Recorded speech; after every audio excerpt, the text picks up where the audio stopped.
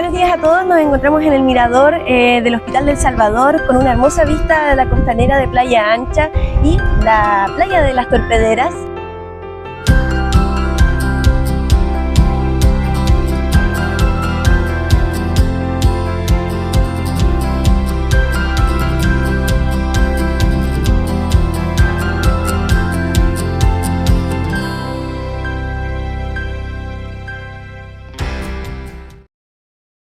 Nos encontramos con el doctor Roberto Castillo, jefe de atención abierta del Hospital del Salvador.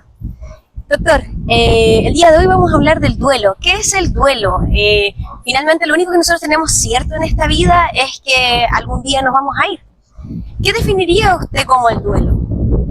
Si bien es cierto eso que usted dice, algún día nos vamos a ir, probablemente los seres humanos no todos los tenemos tan incorporados y no todos lo tenemos como un hecho dentro de la vida normal, ¿sí? Y ahí nos ocurren dificultades por nuestra cultura. La cultura nuestra no es muy aceptadora del duelo. El duelo como tal es un proceso humano, emocional, frente a la pérdida de alguien. Puede ser esa pérdida real, como la muerte, pero también puede ser otro tipo de duelo, como la pérdida de salud, una enfermedad, una minusvalía o la amenaza de un duelo, ¿no? Así que el duelo hay que diferenciarlo del luto. En cuanto al luto es la externalización de ese duelo. Entiendo.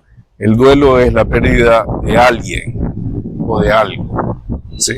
Puede ser real o imaginario, pero en cambio el luto es la manifestación externa, el llorarlo, el vivirlo en el cuerpo. ¿Cuáles son las etapas que se pasan en este proceso? ¿Que son más marcadas o son diferenciales según la persona? Sí, digamos que en los duelos, la mayoría de los duelos normales, porque hay duelos que son muy terribles y que son más allá de lo esperable, ¿no? Cuando hay violencia, cuando hay una muerte o la pérdida de alguien muy joven, antes del tiempo normal donde uno, comillas, debería o estaría esperado, digamos que el duelo podría en una primera etapa generar un gran shock, ¿no? Una parte de negación, que el shock uno no se lo espera, ¿no?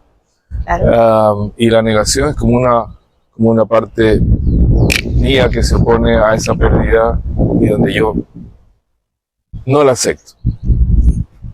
Luego vendría otro proceso que sería el de la angustia, el miedo, el temor a la pérdida, que ya no esté, que ya no pueda acudir, que no me pueda cuidar, que no pueda yo buscarlo. Y eso debería ser como algo progresivo o que se mezcla. En realidad nunca, ninguna etapa se termina una, termina la otra, sino que se entrecruzan y de una etapa se pasa a la otra, ¿sí? Así que después de un proceso de shock puede venir la angustia, puede venir la ira, ¿sí? Entonces me puedo yo enojar con la persona, me puedo enojar por no haberse cuidado, o con la familia, me puedo enojar conmigo mismo por yo no haber hecho algo a su debido momento, ¿no? Y eso puede venir en sentimientos de culpa. Así que la ira, la otra parte que podría abrirse es un proceso doloroso de culpa. Bien. Luego podría haber un proceso, otra etapa, que sería la reorganización, ¿no? Y donde hacemos como una especie de acuerdo con la vida. Se fue tal persona, pero ahora me quedó el hijo, y me quedó la casa, y voy a cuidar su perro, ¿sí? Y entonces ahí empieza a uno psicológicamente y en la vida concreta a transar. Y finalmente la aceptación total, completa.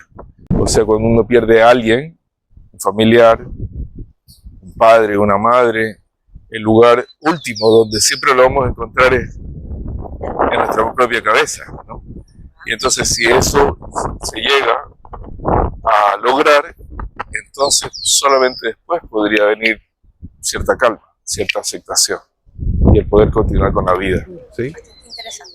¿Qué le diría usted a una persona que hoy por hoy quiere pedir ayuda? ¿Por dónde comenzar?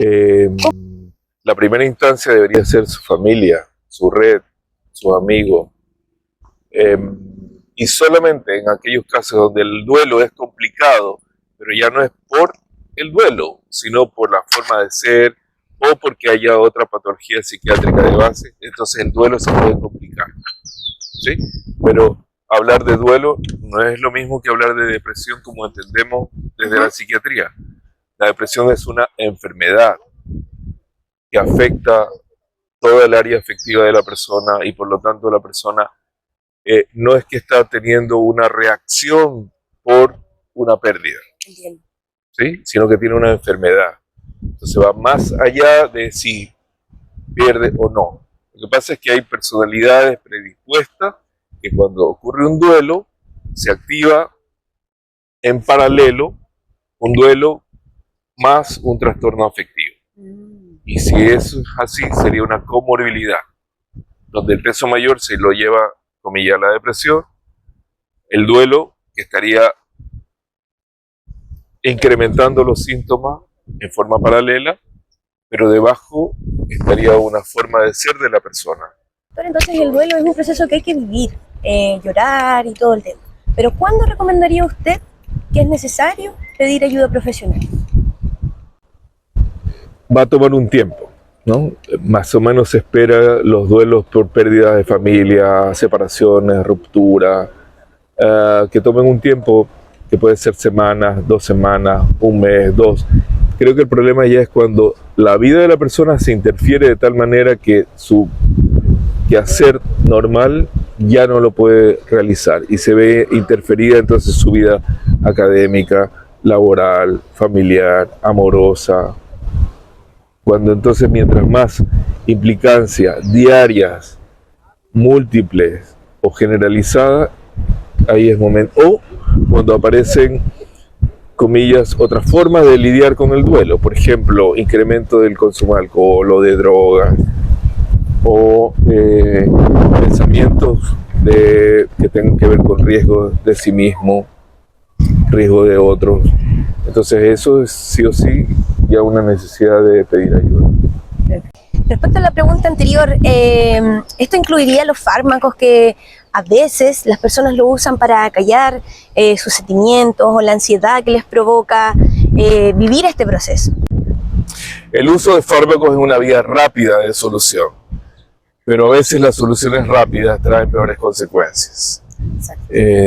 Creo que el que los pacientes se hayan mal acostumbrados a que dolor, pena se resuelva con benzodiazepina, con inductores de sueño, con antidepresivos, eso ha hecho que el duelo normal no se lo permita, no se lo busque, no se lo fomente, ¿sí? Sino que se lo sobremedique.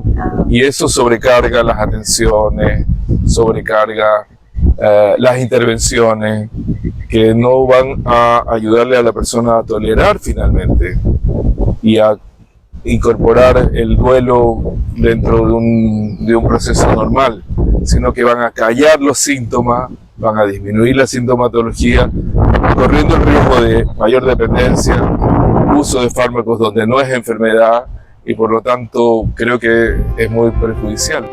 Muy bien.